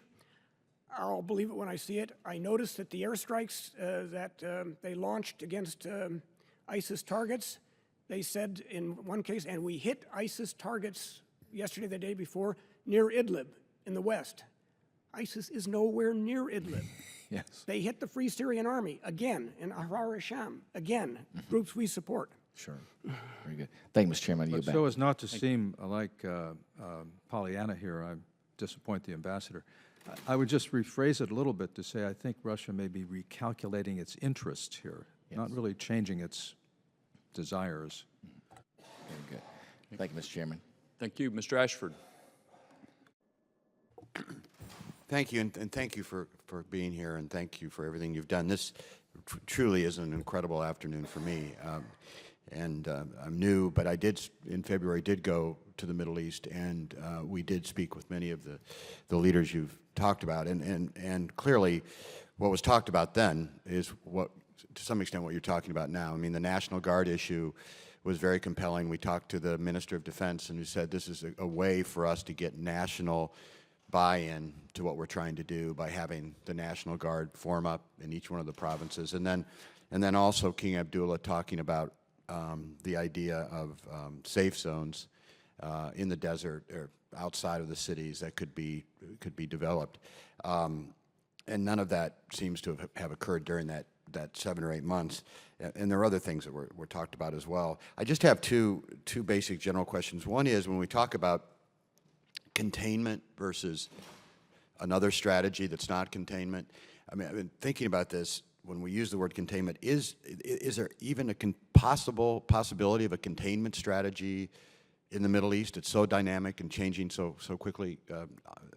Both of you, maybe that's a very simple question, but I don't see how you can contain something that's changing, especially when you have an ISIS, an organization that can do what it did in Paris. So, Ambassador. Thank you, and I would just say very quickly, I'm very pleased that you went out in February. I know what your lives and your schedules are like. I've seen members of this committee in hard places. I just can't underscore strongly enough how important CODELs to this troubled region are in ensuring that America has, through its elected representatives, has an understanding of what the realities are. So I hope you'll continue to visit. Again, as Dave Petraeus and I have said, what happens in the Middle East doesn't stay in the Middle East.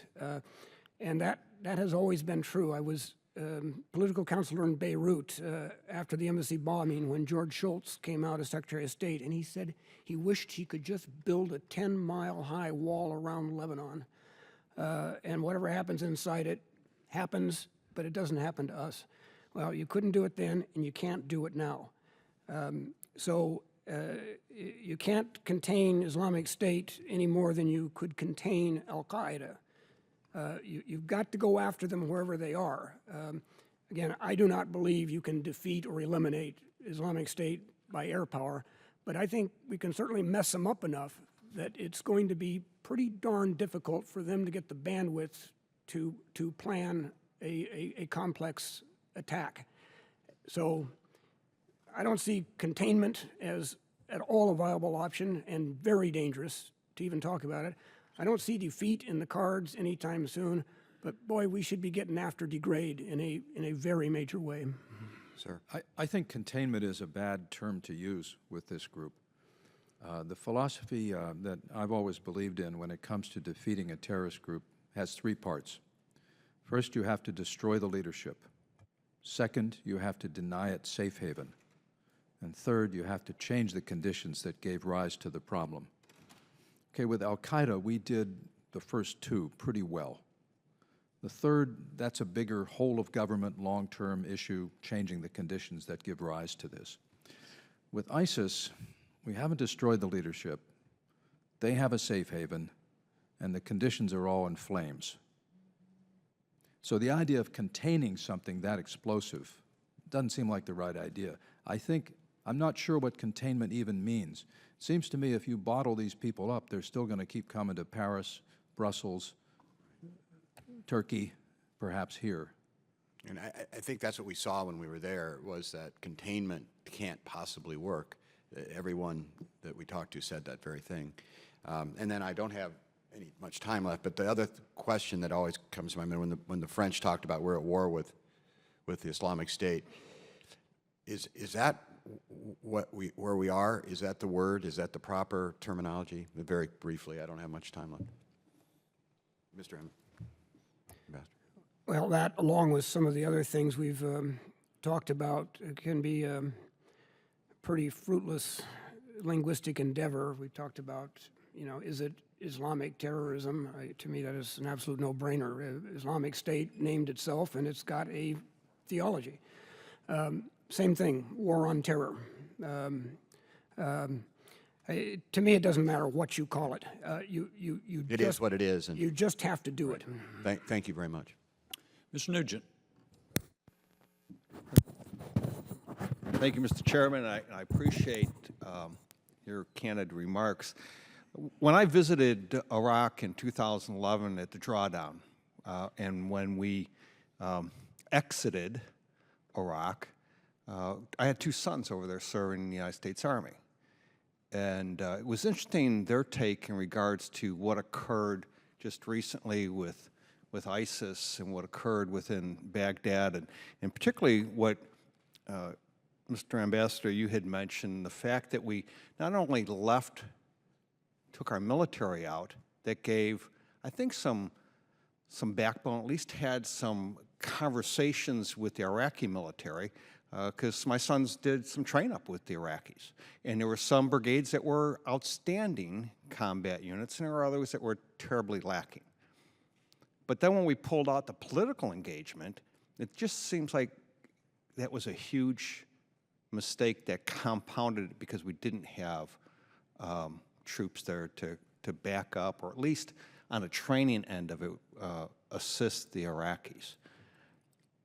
I mean, we saw that starting to occur, I think, in Afghanistan. The president has since changed that. And I think you hit on this, and I'll get to a question here in a second, but Mr. Ambassador, I believe that a question was asked whether or not we have a strategy today, and to both of you. Do you see us having a coherent strategy today from the president to outlining, A, what we expect to accomplish, and then B, how we're going to accomplish that? Do you see a strategy today that's articulable that we're having a hard time with? Do you see that today with the president? I'd be just blunt. No, I don't see a comprehensive strategy. And that what I was trying to get at in response to Congressman O'Rourke's very good question. Maybe it was okay, I don't think it was, but maybe it was before November 13th. It is definitely not okay today. We need that strategy, and the president has to set the course. And I think that's where we struggle, is that the president does have to set that course as commander-in-chief. And particularly, I think where you're seeing all this blowback now in regards to the Syrian refugees. You're seeing another governor, I think from Maryland, just said they don't want them. Is because I think that maybe this is just my feeble brain saying, is that if we had had a strategy, it might make it more palatable to the American people as to what our strategy is, what we expect it to look like in regards to accepting those Syrian refugees. Because I hear what you're saying is that if we absolutely say no, we're going to create some other problems off in the future, whatever. But the American people are going, we don't want them here just because we see no leadership. And they're concerned about, and I heard you talk about thorough vetting of the Syrian refugees. We sat here when we were talking about the Free Syrian Army and how they're going to train them up and how they're going to vet those folks, and we're going to have to rely upon Saudi Arabia as the vetting process because we didn't really have the ability to vet within Syria. So I think, how do we do that? I mean, how do you assure the American people that there is truly not just words, because the president does a great job with that, but truly believe that they're going to be safe with those that we allow in? And I don't have a problem with refugees. I mean, that's not my issue. But it is, how do you make America safer, and how do you convince the American people that you're going to do that? I would agree, sir, that the refugee issue has to be woven into a larger whole, and I tried to get at that a bit, saying this step on refugees that gives us leverage with other countries for them to do more, to engage them more directly and meaningfully on the broader problem, to establish safe zones north and south in Syria. So, Well, and I think you brought up some good ideas on no-fly zone, but I think the difference is in Syria, it would be, I think, would be difficult for us just because of the ability for the Assad regime, if they saw that as a move to take them out by doing the safe zone, with their ability to strike our aircraft. I would just think that we are gonna ramp up what this looks like. And now that you have Russia flying there, I just don't know how. Maybe we could have done that earlier, but I don't know how that works today. Again, part of that larger, linked, comprehensive discussion. Safe zones, no-fly zones are linked to the refugee issue, are linked to a weakening, not elimination of Assad, are linked to a degrading of ISIS, are linked to a political push in Iraq. It all has to be sewn together, and that is what I hope we are doing right now. Thank you, Mr. Chairman, and I appreciate that. Yeah, Mr. Moulton. Thank you, Mr. Chairman. Thank you, gentlemen, both for joining us here today. Ambassador, I was a special assistant to General Petraeus when you were serving in Iraq. And although I was actually out in the field, I reported directly to him, and I can't tell you what a difference it made. The confidence that you and he brought to the troops on the ground with your leadership. So thank you especially for that. I share your view that the center of gravity here is Iraq with the Islamic State. That's where they were able to dramatically expand their territory and influence. And I also share your view that it's our political withdrawal from the Iraqi government that essentially set the conditions for them to expand. But I'd like to hear from both of you how, at this point, we should reestablish control or influence in the Iraqi government.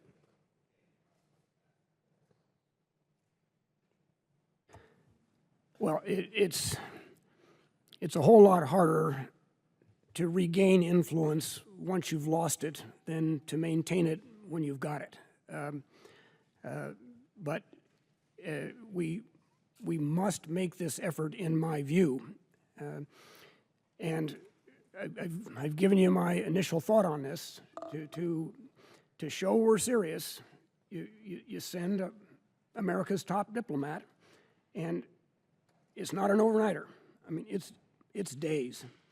And I assume we would have to put advisors back into the ministries, back into the Prime Minister's office as well. Well, we would have to look at that. I think that was important, but maybe not critical. The critical element was the heavy political lift. I'll just give you one example, and it gets at Congressman Nugent's question.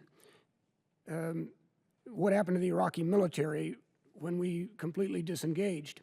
Well, General Petraeus and I faced this when we were there. Nouri al-Maliki had one criterion for his top field commanders. It wasn't competence, it wasn't battle experience, it was loyalty. Could he be absolutely certain that they would not take their division, make a sharp right turn, and overthrow his government? Right. So he would put in some pretty awful people, or try to, but because we had advisors out there and were on it, we could go in and say, Prime Minister, not a good idea, here's why. When we stopped doing that, he made all of those appointments, and the Iraqi army turned into the force that just cut and ran as soon as Islamic State showed up, because they had no leadership, because the Prime Minister, for understandable reasons in his view, prized loyalty above all, and there was no American counterweight. That's what we have to bring back. Mr. McLaughlin, do you have anything to add to that? No, I think Ambassador Crocker has authority on this by virtue of his time there and his success and his experience. The main point I would underline that he made, which I've seen time and time again, is it's much harder to get that influence back than to keep it when you have it. Now, however, I'm just elaborate a bit by saying, if we don't get it back, if we, as I say in my testimony, if we don't get it back, the consequences are Iraq will not survive as a unitary state, nor will they ever have an effective fighting force, which in turn means that Iran will own this problem. Let me propose a very radical idea, and I have to confess I haven't given this much thought myself. But would there be any virtue to saying, Russia, you take Syria, we'll take Iraq? Sir, could you sit under a tree until that thought passes it?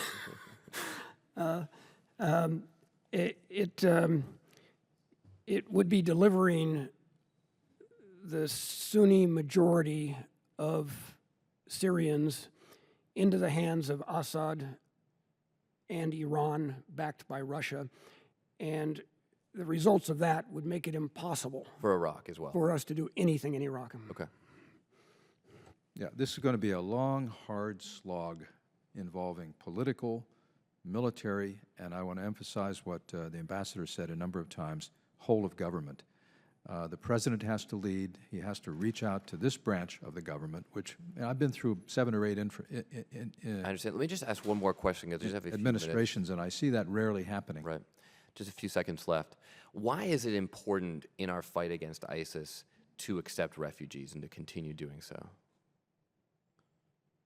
I tried to lay out the reasons that right, Oh, Ms. sorry. McLaughlin, if you could. I think if we refuse to accept them, we send a terrible message that will appear in ISIS propaganda.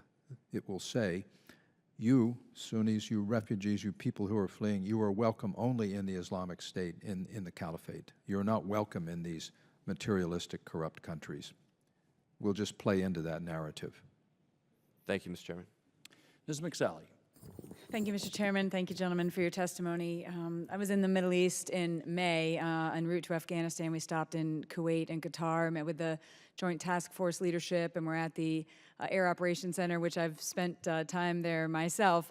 And they basically told us that, you know, we've got them on the defense, and 2 weeks later, Ramadi fell, and I'm sort of simplifying our long conversations. But and then last Friday, the president said we've got them contained, you know, right before the Paris attack. So clearly, you know, we've got gaps in intelligence and information. Just, Mr. McLaughlin, with all your experience, what can we do in order to close some of those gaps? And, you know, specifically as we're looking a whole of government approach, trying to choke off their resources, like what else can we do to build capability growing in the intelligence? There are other things we can do short term, long term. Clearly, we have gaps. Well, ironically, I mean, counterterrorism is the thing we've worked probably most intensely on over the last 12 years. It's the top of the heap in terms of priority. The gap issue is always a hard one to understand. In other words, the way I would put it is, we collectively, our allies and we, the United States, have prevented a lot of terrorist attacks, foiled them, disrupted them. Mm-hmm. They get through sometimes. They got through in Paris. I don't know enough about the reporting that flowed back and forth to understand exactly how that happened. I understand, for example, there was a paper written here that referred publicly to one of the perpetrators, to the so-called mastermind. Some of these people were on our lists. The only thing I can say to explain this without regrouping my colleagues and saying, tell me everything you know, would be that in this particular line of work, it is very labor intensive, and particularly when it comes to surveillance, you run out of resources real fast, particularly in a country like France, which is relatively large, has among the Europeans, I would say the French counterintelligence or counterterrorism effort is probably at the best. And yet, they probably simply missed it because they were overwhelmed by the task. So there's an urgency that has to always be present. You have to check out every lead, and then you've got to go to school on your mistakes, go to school on what happened here, which I'm sure they're going to be doing, to ask what more do we need. You will see them. They've declared this state of emergency. They have very intrusive surveillance laws, as you know, which don't even require court orders to monitor phones and so forth. So I think we have to also step back and ask ourselves, do we have the balance, do we have, for intelligence as a whole, do we have the balance right in terms of the way we think about it? There's a big debate now, as you know, about strong encryption. The whole Snowden thing, I can't tell you, I can tell you that it had a powerful effect in warning terrorists, not about specific methods, but about the fact that our surveillance is very good. And they have tightened up their communications. So that has made the job of intelligence much harder. And when you put, I don't know that strong encryption was involved in the Paris thing yet. I don't know whether we know that.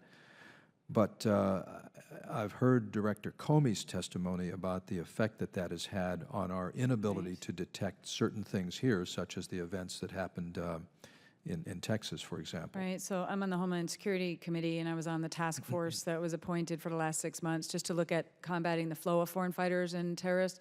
And we had 32 findings. We released our report in September, but one of them is related to going into dark space and the end-to-end encryption and the challenges with that. So, and look, we've been trying to raise the alarm bells for a long time now. Now there's obviously tremendous focus since last Friday, appropriately.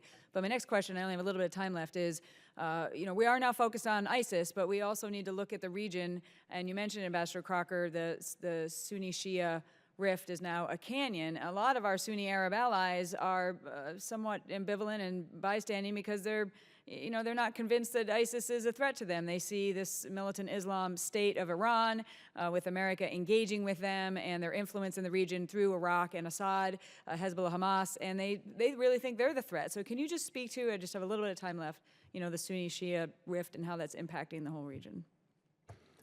It is. It's the first time this has happened region-wide. Iran and Saudi Arabia used to be allied under the Shah. So it's not foreordained that it's this way, but it is this way.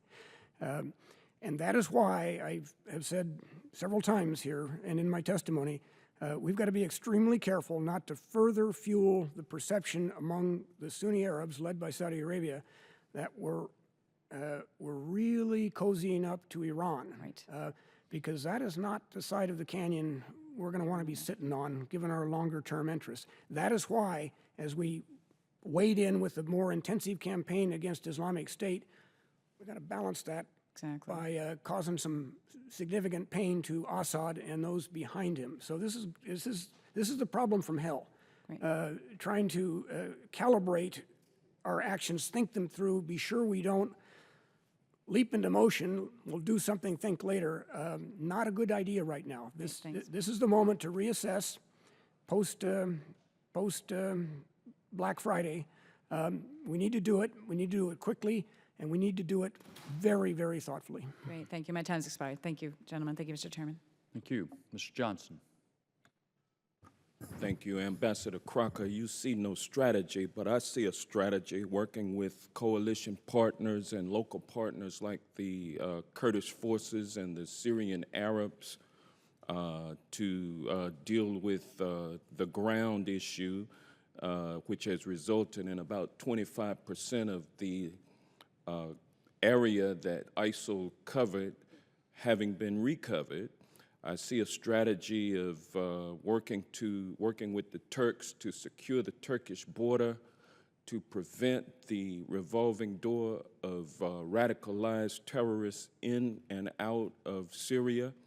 I see a strategy of working to cut off ISIL's financing. I see a strategy of working to disrupt and expose the messaging that ISIL uses to radicalize and recruit terrorists. I see a strategy of working to stabilize the areas that have been liberated from ISIL control. I see addressing the issue of air power for the last year in both Iraq and Afghanistan and Syria. That's a strategy. That strategy is being tweaked as events occur. So I think it's unfair to say that there's no strategy. I think there's clearly a strategy, and another strategy that has been employed is to protect our homeland from events such as that which happened in Paris last Friday, the 13th. And that's what Americans fear the most, is an attack here on the homeland. And what I hear you gentlemen in unison with an old strategy that, quite frankly, contributed to us being at this point where we are now, with the ill-fated invasion of Iraq as a response to 9/11. You would have us do the same thing now, go into Syria with a no-fly zone, or a safe zone, as you call it, Mr. McLaughlin, but what it is actually a no-fly zone. And then both of you argue that the U.S. should lead a multilateral ground invasion, both in Iraq and Syria, but you don't have an end game. You don't tell us how long we're going to be there, how much money it's going to take, how many of Americans' sons and daughters will have to be killed and maimed in an endless war on foreign shores, us occupying, basically. I mean, that's what it would result in. And none of those two tactics, or those two strategies, ground war and air no-fly zone, do absolutely nothing to stop the development of homegrown radicalized terrorists, which is what most Americans fear. They fear a terrorist attack here in the U.S. How will what you propose prevent or staunch the growth of homeland terrorists that would strike Americans here on American soil?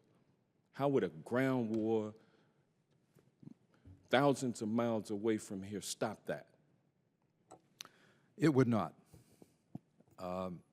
In order Well, to, how can we stop it? well, in order to stop, that's, to me, is a not exactly a separate problem, but it's a problem. It is the main problem, But though, isn't it is a problem not closely connected to, there's two types of attacks we could have. One is one that would originate here from homegrown. Another is one that could come here from planning over there. Well, how will a ground invasion over there stop that? I don't think either one of us are arguing for a ground invasion. Well, I've heard you say you want to lead, you want the U.S. to lead, and you want us to lead a multinational force to occupy, to basically go in and take and hold land. That's what I've heard both of you say throughout this hearing, and I think I'm the last congressman to ask a question. The way I would, That's all I've heard. the way I would put it And is, a lot of blaming of President Obama and his team for what is happening now on the world stage.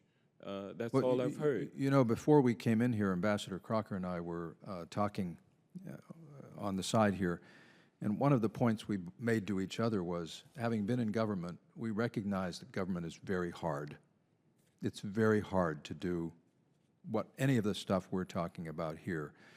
And I know that the President has a logical approach here. I would call it contain and strangle, if I were giving it a name. I think what we're all struggling with is Paris happened, despite that. And I don't see anything we've said as being inordinately critical of the President. What we're saying basically is what we're doing now adequate to prevent further incidents like that, and particularly here? And to me, it's not persuasive that the suite of techniques we are using now is up to that task. And Well, that's I how I tell would you, put it. it's And if we were quite still in easy- government, it's we would quite still be easy- struggling with this, I can Quite tell you. easy to sit back when you're not involved and criticize, and that's certainly, we need to hear from voices who disagree. You know, and Congress has a role in this, certainly, and I'm not begrudging you having differences, but I do take issue with the scenario that there's no plan of action, the President is weak, and indecisive, and therefore is responsible for what's going on now with national security. I cannot let that idea, which is being perpetrated onto the American public to drum us up towards another war that we participate in from with ground forces. I just cannot let that go by without commenting critically as you all have been of the current policies that are taking place now. And I thank the chairman for indulging me. Mr. O'Rourke, you have additional question. Thank you, Mr. Chairman. Ambassador Crocker, I wanted to return to the dialogue that we had earlier. Again, looking at the 100-year period of the modern Middle East, and those borders and some of the dynamics were formed in the cataclysm of a dying empire and the climax of another empire. And right now, 100 years later, we have some extraordinarily unusual events, the greatest mass migration out of that region, perhaps ever, but certainly the greatest mass migration into Europe, and greatest displacement since World War II. The attacks in Paris, the many failed states, 3 for certain, perhaps another on the brink. And I realize it's impossible to answer this adequately in 3.5 minutes, but if I boil down your answer about a strategy, it was to better support our friends and strengthen pre-existing relationships. And I just want to again point to Saudi Arabia with all the history there and the historic meeting between the Saud family and Roosevelt in 45 forward. Is it time to rethink that relationship? Should there be an additional price the Saudis pay for the implicit protection of the United States in terms of accepting refugees, being a signatory to the UN refugee compact, to ensuring that they're not exporting this extreme fundamentalism, et cetera, just to use Saudi Arabia as one area. But I don't think we could do more of the same and expect a different result. I really feel if there's ever a time to rethink our approach to the Middle East, it is yesterday, and would love to hear your thoughts on how we might approach that. It's an important question, clearly. At this time of unprecedented upheaval in the region and the evolution of an Islamic State threat that I've in the past styled as Al-Qaeda 3.0, I would try to shore things up right now to reverse this really terrifying centrifugal spiral downward. And that, in my view, means working with our established partners. If we can get somewhere to a better place, clearly a part of ongoing discussion should be, so let's sit down and look at how we got into the mess we were facing and are trying to resolve. And I think there's an important conversation. I tried to hint at it, and I don't want to take you into the arcane weeds of Islamic theology, but Saudi Salafism and Islamic State jihadism both go back to the medieval Islamic thinker Ibn Taymiyyah. They split on the concept of jihad. For the Salafists, it's defensive. For Islamic State, it is offensive. But the point is, jihadism, as practiced by Islamic State, is an offshoot, if you will, of mainstream Salafism. So how is Saudi Arabia going to deal with that? You know, it's the kind of discussion I don't think we often have with them, but we need to have it because eventually, as we saw in the 2003 time frame, it comes home. The ultimate goal of Islamic State is to center the caliphate on the holy cities of Mecca and Medina. That's what they're all about. So in the process of shoring up a region, relying on our traditional relationships, we need to have that conversation. But I would not at this stage, certainly, suggest that we give them an or else, because the relationship is as frayed as I've seen it, frankly. Of all the disturbing things I've seen over this last year, one of the most disturbing is something little remarked. And that was the fact that the Saudis decided to launch an air campaign into Yemen without consulting with us. And yet we are helping them without going into specifics. I mean, there's some cooperation there. And I'm out of time. I appreciate the chairman's indulgence. Thank you for your answers. Appreciate it. Great. Mr. Ashford? Yes, thank you, Mr. Chairman. I just have one clarification question I'd like to ask on refugees. I absolutely agree with you that the leadership role in this area is critical, and it's part of the entire strategy is to deal with refugees and deal with the other things we've talked about. But what troubled me after, and you mentioned, the 13th, Friday the 13th changed, Mr. McLaughlin mentioned that, changed the dynamics considerably. Is it not reasonable to at least make certain that as we bring these refugees into the country that there be some effort put towards making sure that the validation process is in place, that we're thinking about these various things that are into why someone is radicalized and that sort of thing? Is that not reasonable, Ambassador? It is not only absolutely reasonable, it's an obligation. The security of our nation has to be uppermost. And clearly, Congress has a role in determining that the measures, the checks, the screening is adequate to assure us of that. You're not going to get it to 100%, but to a reasonable degree. I know a fair amount about the vetting process. I helped develop it when I was in Iraq, and we were trying to get Iraqis out of harm's way that had worked for us. I personally think it is adequate. Obviously, members of Congress are going to have to satisfy themselves that that's the case. It's clearly a set of questions that can be asked, but and maybe it needs to be tweaked. I don't know. But that is important. I think it can be done. I think it is being done. So I would hope that we could move forward for the reasons we've cited. This is not only an important humanitarian step, it's important politically for the reasons we've adduced. I appreciate it. Thank you, Mr. Ambassador. Thank you, Mr. Chairman. Thank you. I'm going to try y'all's patience for just a moment more, if you'll allow me, and circle back around with a couple things we've talked about, but just to try to pin you down, maybe, if lack of a better expression.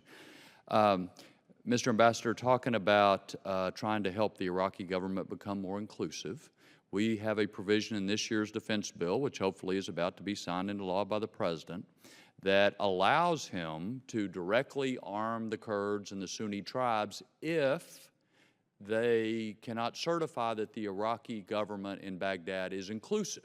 I mean, obviously the purpose of that is to push them to be more inclusive out of fear that the Kurds and the Sunni tribes would directly receive arms from us.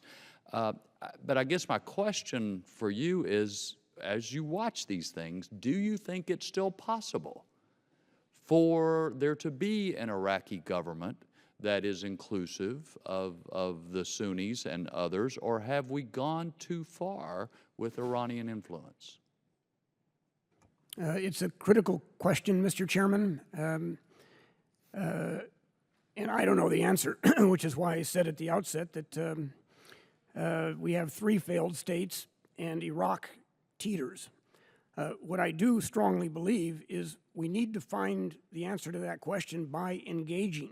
The only way to know is to try. The only way to know is try at a high level and over a period of time, which is why I keep urging that we do that. Okay, fair point. Mr. McLaughlin, I want to go back to the catch-22 that you talked about at the beginning, because it seems to me we are already having some deconfliction with the Russians. Some will see that as working with the Russians, which is working with the Iranians and working to keep Assad. In any event, removing Assad is a lesser priority. And anything we do along that line and still go after ISIS, does that not fuel the perception that that we are more anti-Sunni and willing to work with the Shia in that endeavor? I mean, I'm perplexed by this catch-22 also. Assad, ISIS, Sunni, Shia, you go after one versus the other benefits. Well, acknowledging again that it's hard to sequence something this complicated, it just seems to me that you have to set priorities, and you have to say in these circumstances, it's more important for us right now to degrade ISIS and not to give up the idea of getting rid of Assad, because the dilemma here is I can't imagine a political solution that preserves Syria and brings in the 70% of Syrians who are Sunni if Assad is there. So that's the dilemma. But given what we have in front of us in terms of realities, I don't see how we do both at the same time, and I assume that's why Secretary Kerry has said a number of times now, and I believe the Russians have also, you can read this between the lines, have said, Secretary Kerry has said, Assad doesn't have to go right away. So you look at the Vienna talks, and it appears that the communiques that have been signed indicate that we have a 6-month period in which we try to figure out how do we get to that point of a transitional government or a temporary government, and then an 18-month period during which time a new constitution is written and elections occur. I'm sure this is a fragile agreement. I'm sure it's just barely hanging by a thread. But I think the table is set for something that ultimately moves Assad out, with the priority being to get to a point with ISIS first where we have some confidence that that part of the equation is under control. Yeah. That's how I'm seeing it. Okay, fair point. We have a late entrant for a brief question, Mr. Lamborn. Thank you for indulging my last question here. Thank you for your service, both of you very distinguished careers, serving our country in various ways. I appreciate that. And maybe you've already addressed this. I've been in and out with other committees going on and so on. But I want to ask about the tilt by this administration toward Iran. I asked John Kerry this one time. He denied that there was any tilt toward Iran. And yet all of our Gulf state Arab partners, allies, friends, the Israelis, they're convinced that there is such a tilt. So even if it's not reality, it's perception at least. I think it's reality. Can you comment on that? Has there been a tilt? And if so, shouldn't the administration just come out and say that? And that they want to see Iran become a regional player and welcomed back into the family of community, the community of nations, and be a good guy, even though there's no evidence that they're going to actually pull that off. I'm just very, very concerned about this direction. It seems like a huge gamble to me. But am I reading this wrong, or is there actually a tilt going on toward Iran? It's a very important question. I do not perceive a significant tilt by us toward Iran. But perception is reality, and nowhere is that more the case than in the Middle East. And there is a perception that there is such a tilt, which is why I have emphasized in my written testimony and my remarks today, we have got to make it absolutely clear that our goals and Iran's goals in the region could not be more opposite. That the nuclear agreement in no way implies that we are party to Iran's nefarious policies and actions throughout the region. It's 20 years ago this month that a great world leader was assassinated, Yitzhak Rabin. Before he was killed, he said something that I've always remembered, and it was the time he was negotiating with the Palestinians post-Oslo. He said, "I will negotiate peace as though there were no terrorism, and I will fight terrorism as though there were no peace negotiations." Well, we need to fight Iranian-backed terrorism as though there were no nuclear agreement, because that's what the Iranians are doing. They didn't let that agreement, which they wanted, get in the way of all the nefarious things they're doing in Syria and Iraq and to a degree in Yemen. Well, we need to meet them with the same determination to confront them where they are acting as a very malign player. You know, that doesn't jeopardize the agreement because it doesn't jeopardize the agreement for them as they carry out these malign actions. But I feel very strongly we've got to assert ourselves against them, both because of the damage they're doing, but also because of the perception in the eyes of our Sunni friends. Director McLaughlin? I don't disagree with anything the ambassador said. The only thing I would add is I don't think there has been a tilt toward Iran, perceptions aside. Without knowing precisely what's discussed within the administration, though, I think there's a hope that somehow in this 15-year period that we buy with the nuclear agreement, there's a hope, I'm assuming, that there will be some kind of transformation inside Iran. There are some bits of data you can seize upon to strengthen that hope. The generally pro-American views of the man on the street, the large numbers of women, 40% of their university graduates are women. A lot of things about Iran that are at odds with the behavior we see on the part of their government. I suspect there is a hope among those who work on Iran that they may change, but 15 years is not a long time. And this recent intercontinental ballistic missile test in violation of UN agreement protocols, isn't that a big concern to us? Well, as I've viewed their behavior since the nuclear agreement, I haven't seen anything that strengthens my hope that they will change. I think the ambassador has it right. Until we see something fundamentally different about them, we have to do exactly as Yitzhak Rabin advised. Thank you so much. Thank you, and to both of you, thank you again for all of your expertise and guidance in very difficult matters and for your time here today. With that, the hearing stands adjourned.